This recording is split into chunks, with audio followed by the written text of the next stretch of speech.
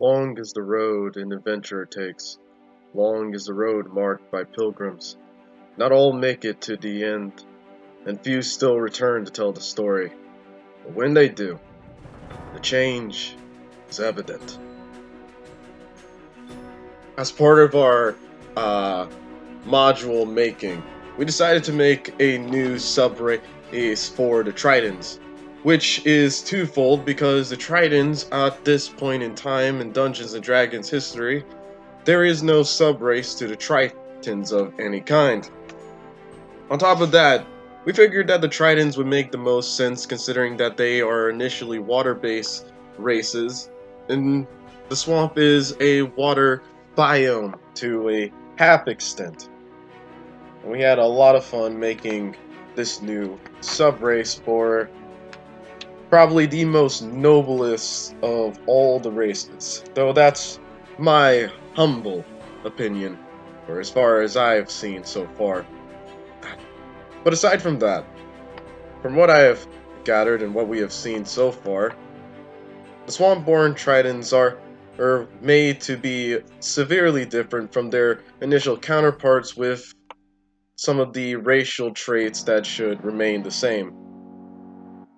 For example, the Swampborn Tritons still have their +1s to strength, constitutions, and charisma all the same. Their growth rate is equally similar. Alignments may have changed due to their new environment. Swim speed and amphibious nature are all the same, as well as their languages. The things that did change are the abilities written in Polo's Guide to Everything, Emissary of the Sea, Guardian of the Depth, and Control Air and Water. These abilities are replaced with the following. Swamp Walker.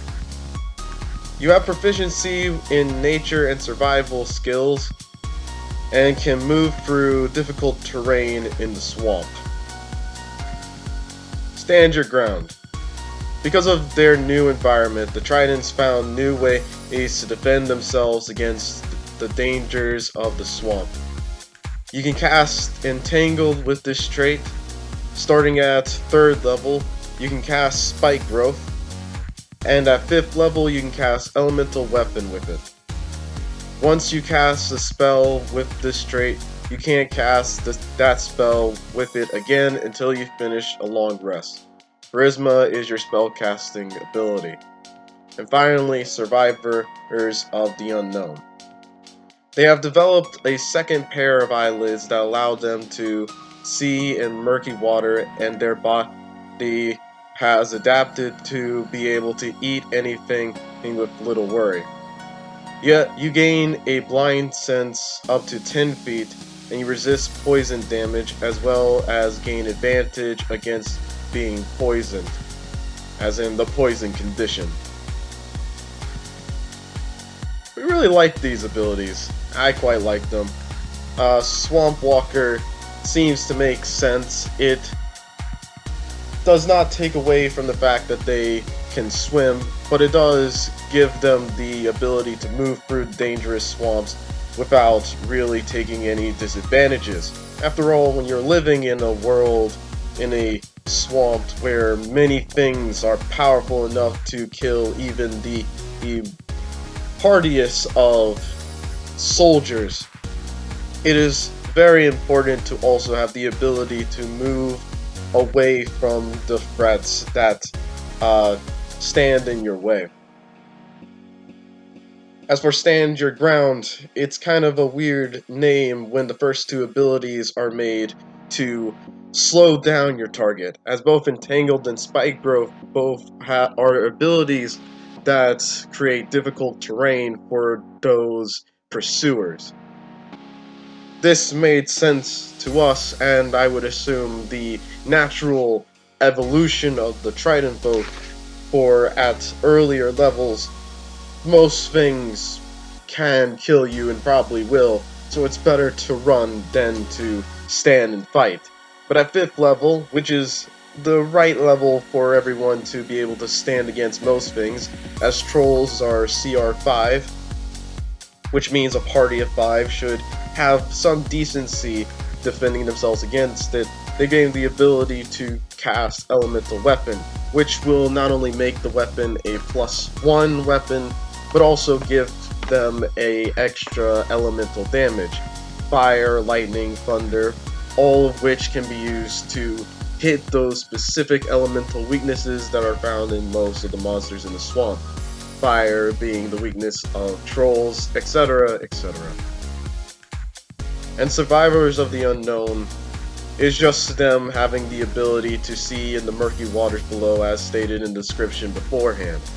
But the Blind Sense is specifically a unique ability, as far as I can tell, as far as my journeys has taken me, Blind Sense is not really put on any character outside of the fighting style found in fighters. Although, last I checked, that's not really an official technique that can be learned by just about anyone. Either way, Blind Sense seemed to be a very unique ability that isn't used, so why not just give them something like that? Now, we are comparing this to the Volo's Guide Triton, so if you wish to give them Dark Vision on top of that, be my guest. But Blind Sense, once again, just feels like something that we should use more often, and this just seemed fun to us. As far as the poison resistance, we didn't want to give them the broken ability that the Yuan-Ti's adaptations have given them, but we also understood that poison damage is something that would be severely detrimental to the Tritons, especially considering that the Swamp-born live outside of the provinces found in the Neciro Swamp. So we figured, give them the ability to adapt to their environments, to be able to see in the murky waters, and to eat without much trouble at all. The Swamp-born are as noble as their cousins in the sea and fresh waters, but due to their new environment, they are a lot less helpful when it comes to people in need. If they are able to help, they certainly will, but if there is no way that they can interfere, then they won't. After all, they have to be able to defend themselves and to live on their own terms, especially considering that they do not gain immediate access to tribal or province protection that you would get from said provinces. So they have to be able to stand on their own 2 feet, or not at all. This is the only subrace and new adaptations found in the Neciro Swamp, but there are still a lot of things to be found in this distant and mysterious place. And I hope you come back to hear my stories found in these dark and rich history-based area. Until we meet again. A pilgrimage does sound nice, doesn't it?